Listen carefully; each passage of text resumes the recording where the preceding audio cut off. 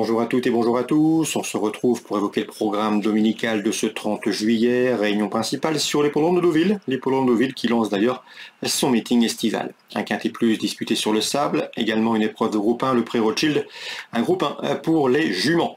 Nous évoquerons également la réunion 4 à la thèse puisque j'ai quelques informations recueillies auprès d'entraîneurs y participants. Sachez par ailleurs qu'il vous est possible de partager ce programme, de le liker et ce via nos différents supports sociaux. Je pense notamment à Facebook ou encore Twitter, ne vous en privez surtout pas. Génibet, Paris Picardie. En ce moment, profitez de 250 € de bonus de bienvenue. Le quintet, comme je vous le disais, le prix des collectivités locales s'adresse à des chevaux bien connus à ce niveau. 1900 mètres PSF, mon préféré sera le numéro 4, Indian Pacific. Un cheval confirmé dans les quintets, une victoire et 2 places pour lui en 6 quintets courus.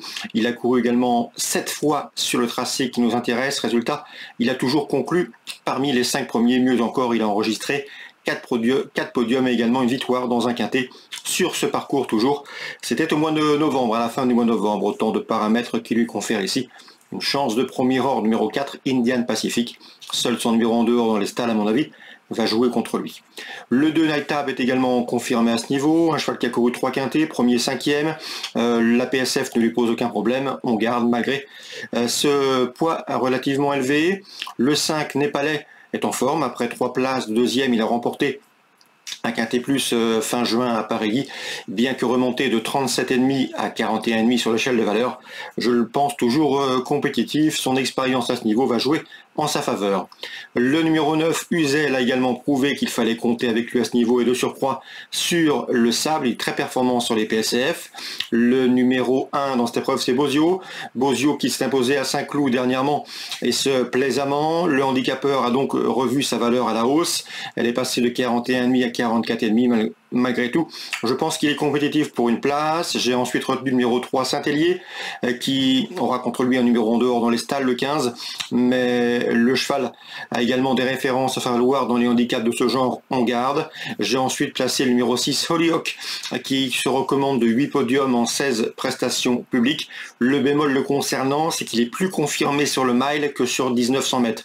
Raison pour laquelle je ne l'ai pas retenu plus haut.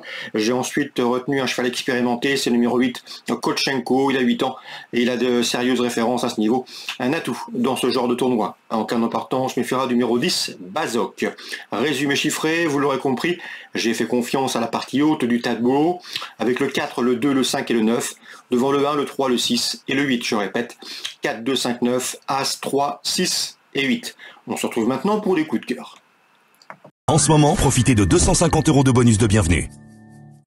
On se retrouve pour les conseils de jeu et coups de cœur de ce dimanche 30 juillet. On va notamment parler du prix Rothschild, le temps fort de cette réunion deauvillaise, une épreuve estampillée groupe 1 qui s'adresse uniquement aux juments.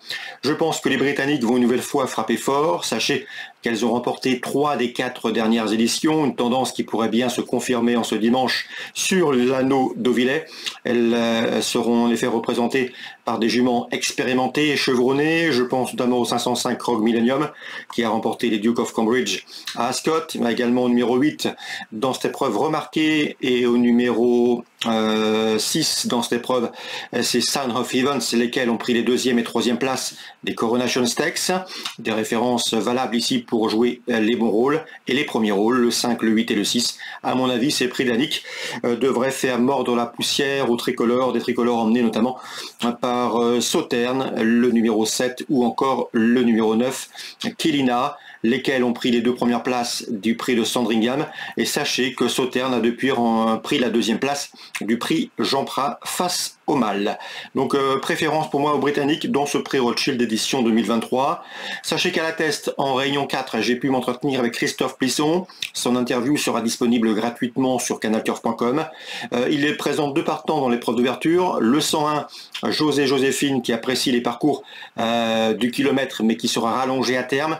Dans cette course, il a une préférence pour son autre partant, le 104, Ismaël Paint, le cheval est au mieux.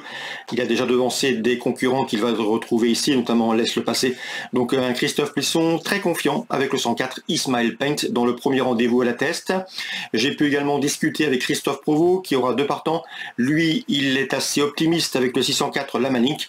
La jument est au mieux, les conditions de course lui sont favorables, elle aura une distance à sa convenance, un terrain qui va lui convenir. Bref, il serait déçu de ne pas voir sa protégée se mettre en évidence dans ce 6e rendez-vous test terrain à la test Réunion 4, le 604 Lamalink. Voilà pour les coups de cœur de ce dimanche 30 juillet. Je vous informe également que je vais m'accorder quelques jours de congé et c'est a priori Vincent Mutrel qui prendra la suite de ce programme. Donc vous retrouverez les vidéos de Vincent Mutrel notamment pour ce meeting estival d'Auvillers. Excellent jeu à tous, bonnes vacances si vous avez la chance d'en avoir. Nous on se retrouve très prochainement sur canalturf.com. Génibet, Paris Picardie.